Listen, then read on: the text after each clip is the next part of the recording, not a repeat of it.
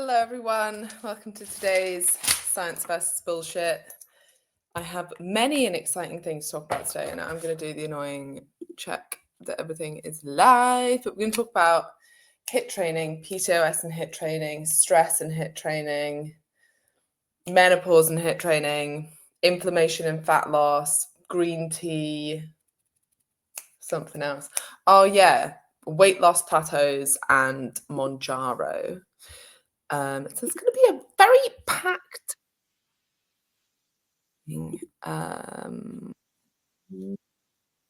Okay, right, I'm live. Perfect. Okay, that's all working. All right, okay, I'll start. So this week, I was targeted with an ad that said that HIIT training was the worst thing that you could be doing for PCOS. And one of the reasons I'm so sick of this claim is because I used to do, back in the day when I did research, I did quite a lot of research on HIIT training, and I was involved in a few studies on HIIT training. And the impact of HIIT training for certain populations is absolutely insane. Like, it's one of the best ways that you can improve your health with minimal time.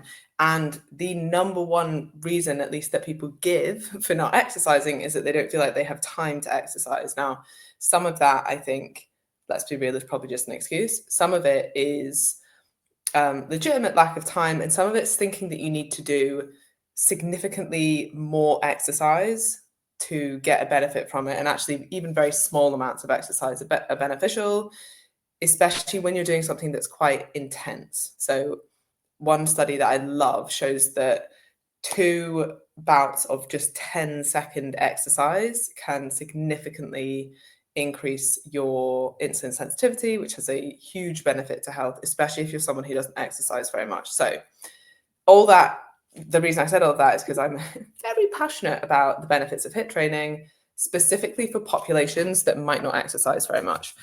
And that's not necessarily women with PCOS, but one of the reasons that women with PCOS will benefit so much is because often when you have PCOS, you have reduced insulin sensitivity or insulin resistance, and HIIT is one way to increase that. So I am sick of seeing that claim.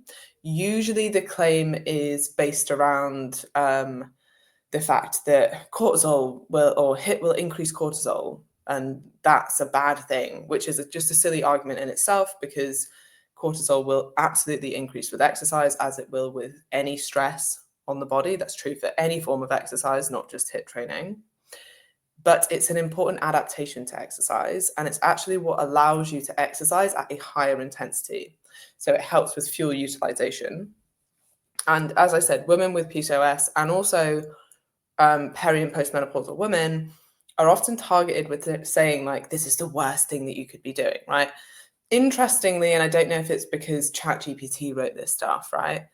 But 2 ads that are almost exactly the same, but the person in it, both men, have said PCOS instead of menopause. And it's like the wording is almost exactly the same. It starts with, burpees are the worst thing that you could be doing, or like burpees and HIIT training is the worst thing you can be doing for PCOS, or the worst thing you can be doing if you're a menopausal woman, which is simply not true. And any form of exercise is going to benefit you, but actually I would say specifically HIIT training. And there is a ton of research to prove this as well. I went and looked up a study. There's actually there's numerous studies, but there's actually a meta-analysis. So this looks at the body of research that we have at the moment, and it showed that HIIT training is significantly better than continuous training, so like lower intensity continuous training for women who have PCOS. And their conclusion from this is that HIIT training should be considered as a primary exercise strategy for women with PCOS, especially those who are aiming to increase insulin sensitivity or reduce insulin resistance, and who want to balance their hormones better and just care about their overall health. So telling women with PCOS that HIIT training is the worst thing they could be doing is, in my opinion, and actually the opinion of all of the research, actively damaging their health. You know, if someone sees that and goes from going to spin class to not going to spin class, that has a negative impact on their health, which is why I'm so passionate about calling this stuff out, because even the comments on that post showed that there were a lot of people who had kind of been scared of doing HIIT training because they've seen this kind of messaging. And then what I wanted to do on this is kind of go over this because it comes up so many times in like slightly different ways. And I think if I just debunk it once and for all, then hopefully it will help. And anytime you see this kind of claim, whether it's women in general or PCOS or women that are stressed or menopausal women, then hopefully you can understand why this is like misinformation. So yes, cortisol, if we're looking at the claim of broadly high intensity interval training, aka HIIT training, increases cortisol, so women should avoid it. That's packaged up in numerous different ways and said on social media, interestingly, usually by men. So if we debunk this once and for all, hopefully, although I'll probably go over it about 1 million times after this, yes, you're right. Cortisol will spike during HIIT training, as it will with any exercise. This is supposed to happen. It is your body mobilizing fuel so that it can reach the demands of the exercise that you're trying to perform. Cortisol will rise during the session, and then it will come back down to normal levels. And sometimes, really cool research on this, and I'll come on to it, but even lower than baseline levels. So in that sense, potentially even better to be doing that kind of thing. What matters isn't the short-term spike. What matters is your chronic levels of cortisol over time. So fluctuations in cortisol are healthy, and they just simply show that you can adapt to stress. Like this is a good stress adaptation. And then the evidence that I want to talk about. So there's one study that looks at specifically women with PCOS who do 8 weeks of HIIT training. And what they find is that cortisol levels actually decrease after training. Insulin levels decrease and insulin sensitivity is improved, right? That's why the insulin levels are lower.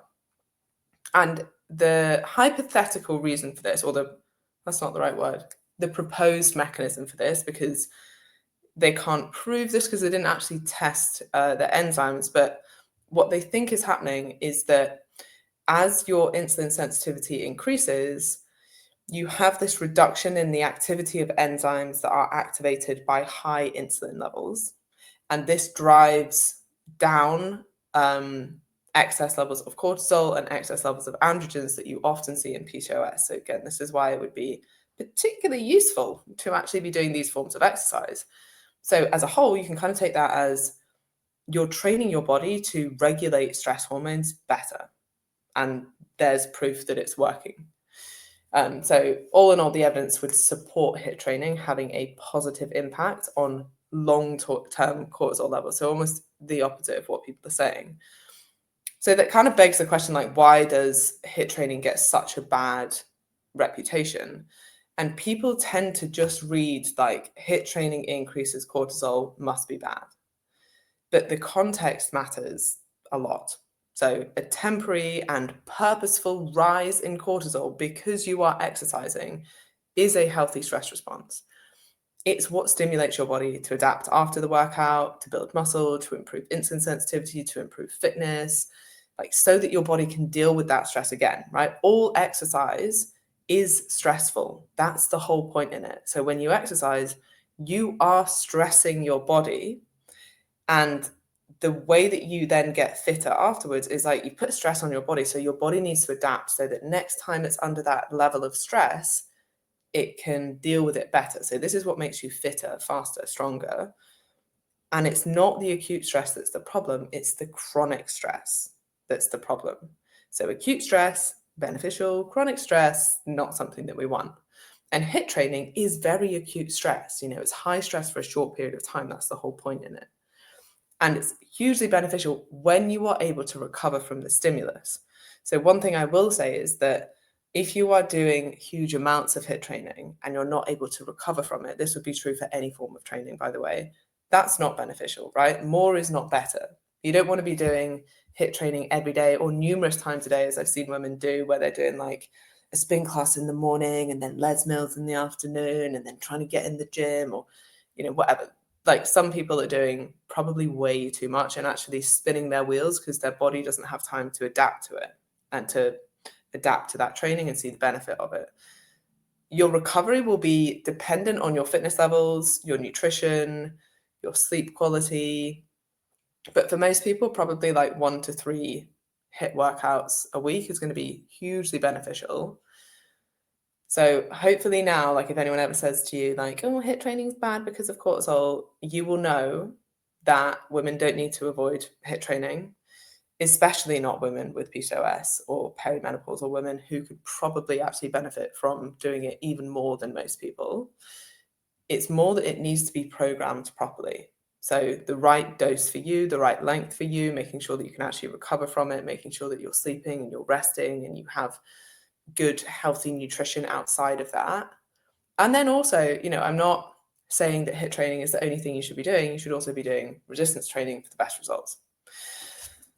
Okay, hopefully that was somewhat useful on that front. And if anyone does have any questions about HIIT training, you are more than welcome to message me.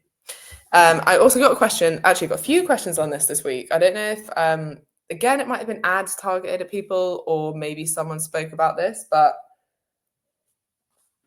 a lot of questions on inflammation this week and inflammation-based diets.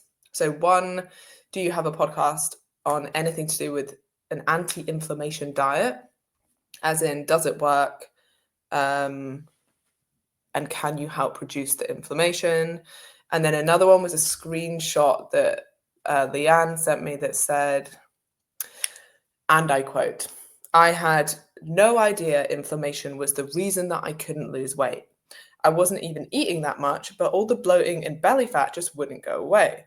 After starting my anti-inflammatory diet, I dropped 24 pounds in 3 weeks. My joints feel better. My energy is back, and I finally feel like myself again. I wish I'd known about this sooner. It's not just a diet, it's a reset for the whole body. So, inflammation is not the reason that you're not losing fat. This is usually a case of reverse causation, or reverse like false attribution of what's actually going on, or the saying that's like putting the cart before the horse. So you're getting it kind of the wrong way, the wrong way around. So it's not inflammation that is causing fat gain. So you don't need to go on an anti-inflammatory diet. In fact, you could kind of claim most diets are anti-inflammatory if you're losing fat, because it is the excess fat that can cause inflammation. So being overweight can cause this low-grade chronic inflammatory state. And this inflammation is not why somebody gains fat, but it's more that it's the consequence of having excess adipose tissue, excess fat, especially when there's cells, the adipose tissue cells become stretched. That's when you start to get this like chronic level of low-grade inflammation. And especially when it's visceral fat, so fat stored around the abdomen. I guess in some ways, inflammation can make fat loss harder, but it's indirect, right? It's not the inflammation that is causing you to gain fat. And this is kind of true for most of these links that people make between something like causing you to gain fat, right? So what inflammation can do is increase insulin resistance. And if you're less sensitive to insulin, which is involved in hunger regulation, it might mean that you're hungrier and that you eat more. It can also disrupt other appetite hormones like leptin. So if you become leptin resistant, then again, you are hungrier despite not needing more energy, because your brain isn't hearing so much the kind of signals to turn off hunger. So when leptin levels are high and when insulin levels are high, really there should be a signal to your brain like, we already have enough energy here, you can turn down hunger levels. But when you have chronically elevated levels of these hormones, your brain becomes less sensitive to it, and thus it doesn't really hear the signals as well. And so you're more likely to overeat because of this. You can also have like just kind of reduced energy levels and feel quite lethargic, which means that you might move less, expend less energy, potentially recover slower. Things like this can also impact your sleep, which means that, again, your appetite might be higher, your cravings might be higher, your ability to control your hunger or your motivation to exercise might be lower. So it's not inflammation itself, but the inflammatory state, really the excess body fat, creates an environment where it can be very hard to then lose more fat. And I'm actually going to come on to this in one of the other questions. But that's really the link between inflammation and body fat. It's the excess body fat and the stretched fat cells that are causing the inflammation, not the inflammation that's causing the excess body fat. And the same is true for things like insulin resistance. A lot of people will say, I couldn't lose fat because I was insulin resistant. All I needed to do was do this special protocol by the insulin lady and she fixed this, this, and this. It's like, no, it was the fat loss that made you more insulin sensitive. It's like the causation is completely the wrong way around. So when it comes to inflammation, we know that losing about 5 to 10% of your body weight can significantly lower these chronic levels of low-grade inflammatory markers. And then that's often, if we come back to that screenshot, like that's often why people feel less puffy, more energetic. They have like less achy joints because they have lower inflammation because they've lost the body fat. So it's not the inflammation that causes obesity, but it's the obesity that can cause the inflammation. So they are linked. This person just got the link the wrong way around, probably conveniently to sell you some kind of solution to that. And because people love to think that it's not something like as simple as fat loss, because it's much easier to sell that to people. If you're saying, do you know what, it is still fat loss, it still comes back to that, and someone has failed continuously throughout their life to lose fat, it's very hard to get them to commit to something or to really believe that they can achieve that. Whereas if you say, hey, you've had it wrong this whole time, actually what we need to do is reduce your inflammation, and then you'll just lose fat. And really all the stuff that this person's probably said to do, i.e. stick to quite a restrictive anti-inflammatory diet, all they've done is put them in a deficit and they've lost fat. And so they have, reduced inflammation, but they didn't need to stick to the anti-inflammatory diet to do that. They actually just needed to stick to the deficit. Like the deficit was what was working for them, the reason that they're actually losing fat and the reason that inflammation is actually coming down. The other interesting part of this, and again goes for so many fad diets, is I am willing to bet no one has tested their CRP levels or their TNF alpha levels, which would be markers of inflammation in their blood. They've just assumed, or they've just told them based on like generic symptoms, much like when people say, oh, you must have high cortisol because you're stressed a lot of the time and you feel a bit bloated and you get quite lethargic. It's like, right, so literally all really common human emotions and experiences, that must mean that you have chronically high cortisol levels, and I'm going to sell you a fix to that. Do I want to say anything else on inflammation? I think the crux of this is you don't need an anti-inflammatory diet. You don't need a special kind of detox. What you do need to do, if you are overweight and worried about inflammation, is lose fat. That's going to be the absolute biggest thing that you can do, or the biggest impact you can have. Exercise consistently, resistance train, eat a high fiber, nutritious diet full of lots of fruit and veg. Make sure that you're getting in enough omega-3 within your diet, so fatty fish a couple of times a week, adequate stress management, adequate stress management, trying to sleep as much as you can, or trying to get at least like 7 hours sleep a night. Try not to drink too much alcohol, try not to eat too many ultra-processed foods, don't smoke.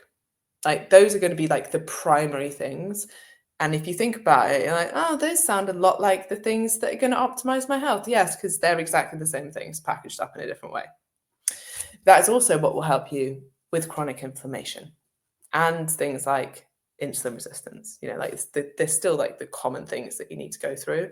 And then your body's pretty incredible. It will improve its own insulin sensitivity for you when you do those things. Okay, next question. Hello, how are you doing? I'm fine, thank you. I'm I'm following your podcast and recommending both the EC method and podcasts with talks to friends. Thank you. Especially the ones who show me the green tea supplement. She's taking this to, quote unquote, improve her metabolism for better weight loss. What do you think? Okay, first, thank you for sharing the love on the podcast and spreading the good word. And secondly, green tea is going to have like the tiniest impacts on your metabolism, if anything, primarily because of potential, I don't actually know how much caffeine is in green tea off the top of my head, but depending on the kind of supplement that she's taking, I'm assuming there might be a bit of caffeine in it, which does slightly elevate your metabolism. Like the way that you will feel that is if you've ever noticed that you have a cup of coffee or you have some caffeine and then you can feel hotter. That's partly because it's increasing your metabolism. But this is to like such a small extent. Like if you're thinking, oh yeah, I just have an oat latte and it will improve my metabolism. Like unfortunately, the calories in that are going to be significantly higher than the benefit you're going to get from consuming it. So green tea is quite similar. There's technically a slight increase in energy expenditure, but again, a lot of people will say something like this, like take this supplement, it'll increase your energy expenditure. And you can't say that that's a lie because it will. It's just the extent is so tiny that it's never going to have any meaningful difference to weight loss. Now, if she was drinking the green tea as opposed to taking the supplement, there's probably going to be a slightly more beneficial impact. And that's partly because of the habits based around that. So if you say had a green tea instead of snacking, or had a green tea and then found that your appetite was suppressed by that because it's kind of gross, each to their own, but it's not that tasty, is it? So if you had that and then you were like, now I have this horrible green tea taste in my mouth, I don't really feel like eating anything, fine. Or it's just like a boredom thing of like, I always like having some, like what's that Japanese saying where like your mouth is lonely? That it's like, well, I'm just a bit bored, so I'll have a green tea instead of snacking on something. That's probably going to have a far bigger impact than the actual active ingredient in the green tea. So yeah, I highly doubt it's going to have much impact at all. Right, next one. I saw this post on Mounjaro and weight loss plateaus, which mostly seem to be straightforward, but I was curious about this part. So this is a quote. Here's where it gets tricky. When you lose weight, your body fights to keep its set point stable. It slows your metabolism, ramps up hunger hormones like ghrelin, and burns fewer calories during exercise. What do you think? Okay, so let's break each part of this down. So number one, the first claim is that it slows your metabolism down. This isn't untrue. So, and this isn't really anything to do with Mounjaro. So I know it's been framed in this way of like, yeah, this post is about Mounjaro and weight loss plateaus, but this is just weight loss plateaus, full stop, when you lose weight, right? And I think a lot of people have now started kind of linking certain things to Mounjaro. I actually had a really interesting conversation with a woman I sat next to on my flight back to London yesterday, and she was asking what I thought about weight loss drugs. And she was like, well, I'm worried because I've heard that you'd lose more muscle mass and like, you might plateau and all these things, right? And she was worried about it was mostly the muscle loss thing. And actually all of the side effect, or most of the side effects, not quite all of them, but most of the side effects of taking weight loss drugs are actually just normal side effects of weight loss, including the skin and the quote unquote like Ozempic face. It's just that most people never achieve that level of weight loss. So it's more to do with the amount of weight that you've lost as opposed to anything else. So if you were able to maintain, not that I'm suggesting this, but if you were able to maintain a 800 calorie deficit without Mounjaro, then you would experience some of the same negative consequences as if you were taking the drug to achieve that deficit, right? So it's more to do with the size of the deficit rather than anything else. It's just that we're now seeing that more often because people can suppress their appetite using these drugs, and then they're more likely to actually achieve that long term.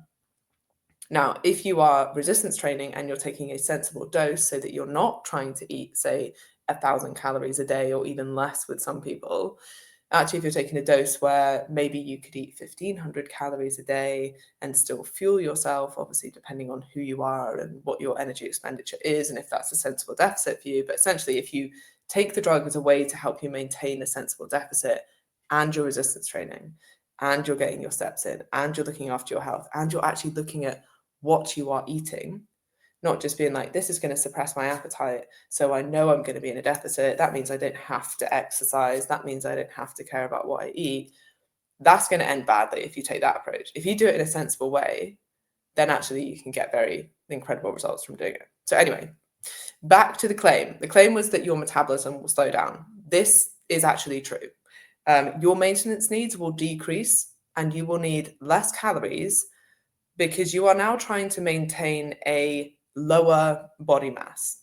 So like there is less of you to maintain, and thus actually, yeah, you do need less calories in order to maintain that. So this is completely normal. And I'd point out unavoidable. Like it is unavoidable. If you want to go from being 100 kilograms to a healthy weight for you at 70 kilograms, you will require less calories to maintain your weight at 70 kilograms. Like you shouldn't be trying to avoid that. That's completely normal. It's natural. A lighter person generally, assuming everything else is the same, you're doing the same 10,000 steps, etc., you will need less calories to maintain your weight. That's not a bad thing. That's not your metabolism like slowing down in a negative way. That is just a representation of how much body mass you now have to maintain.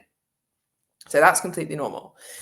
But it's kind of being framed as like a negative way in this quote.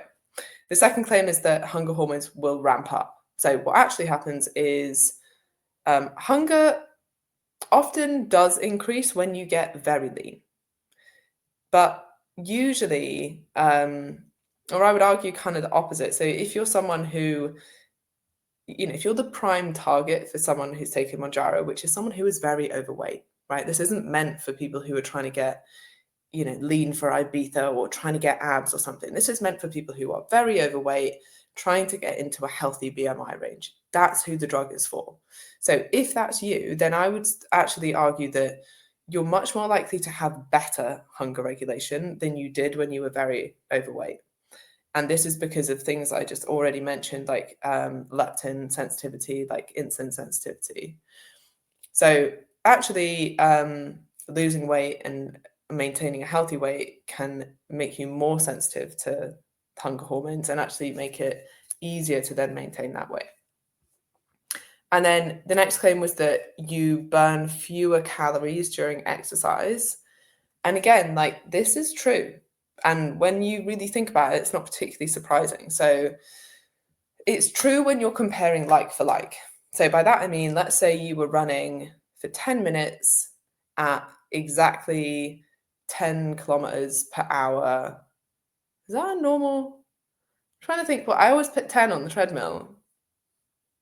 Maybe it is kilometers per hour. Now I'm like, yeah, I think, right, okay. So let's say you're running for 10 minutes at 10 kilometers per hour. That feels really fast, but now I'm like, nah, surely. Anyway, whatever, same speed, right? You're running for 10 minutes at 10 on the treadmill. And you're very overweight and you're unfit. You're going to burn way more calories than the version of you who is now a healthy weight and is way fitter if you're running at the same speed for the same time. That makes absolute sense. You've become more efficient. That's essentially what fitness is becoming more efficient.